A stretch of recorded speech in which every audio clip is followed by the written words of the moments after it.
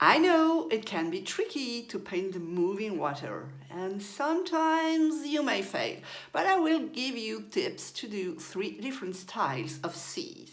Hello, bonjour, welcome to my new class, and this time we are painting seascapes. One very quiet, one more wavy with the waves crashing on the rocks.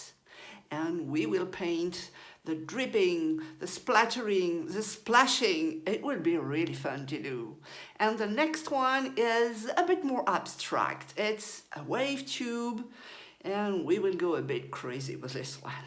We will see how to paint the sky, being flat or with gradients. How to paint the quiet sea with light reflections on it. How to render the rocks. How to get the light and the colors accurate in the waves. And finally, how to paint loose to get more dynamism to render the crushing wave. This class is for all levels.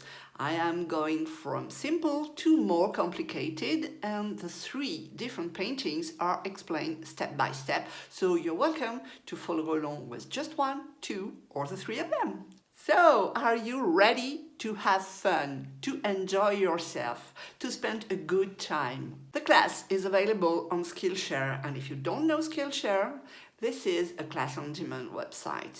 And if you click the link in the description below the video, you can get a free month trial. If you're not already a member, of course. So join us and have fun, and let's learn a lot of new things.